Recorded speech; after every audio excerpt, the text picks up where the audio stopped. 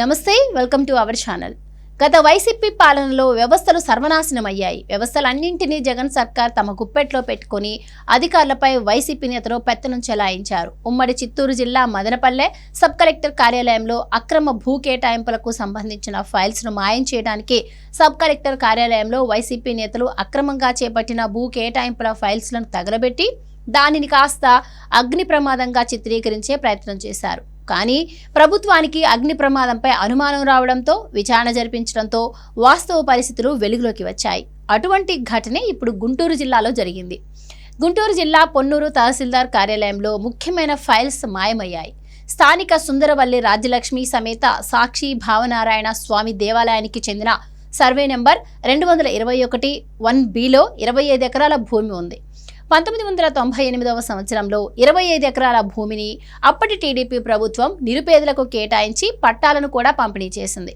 ఆ కాలనీకి మాజీ రెవెన్యూ శాఖ మంత్రి ధూళిపాళ్ల వీరయ్య చౌదరి పేరుతో నామకరణం కూడా చేశారు. కొంతమంది ఈ భూమికి సంబంధించి నకిలీ పట్టాలు సృష్టించి అవినీతికి పాల్పడ్డారని కాలనీకి చెందిన స్థానికుడు ఇచ్చిన ఫిర్యాదు మేరకు సిఐడి అధికారులు విచారణ చేపట్టారు.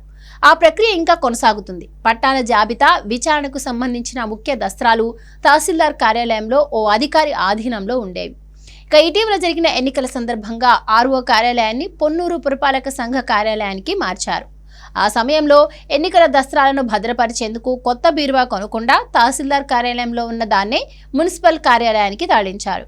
ఆ సమయంలో డీవీసీ కాలనీ సిఐడి విచారణకు సంబంధించిన కీలక దస్త్రాలు రెవెన్యూ అధికారి బయటకు తీసినట్లు చెబుతున్నారు. కొద్ది రోజుల కిందట పట్టాదారులు కొందరు తమకు డూప్లికేట్ పట్టాలు ఇవ్వమని కోరారు. దీంతో దస్త్రాల కోసం కార్యాలయంలో అధికారులు వెతకడం మొదలుపెట్టారు. రోజులు గడుస్తున్నా వాటి ఆచూకీ లభ్యం కాలేదు. డీవీసీ కాలనీకి చెందిన కీలక దస్త్రాలు కనిపించని మాట వాస్తవమేనని పొన్నూరు ఇన్ఛార్జ్ తహసీల్దార్ ఐ ప్రశాంతి వివరణ ఇచ్చింది. అందుకు బాధ్యులైన సీనియర్ అసిస్టెంట్ ఆనందరావుకు నోటీస్ ఇచ్చామని ఇన్ఛార్జ్ తహసీల్దార్లు స్పష్టం చేశారు.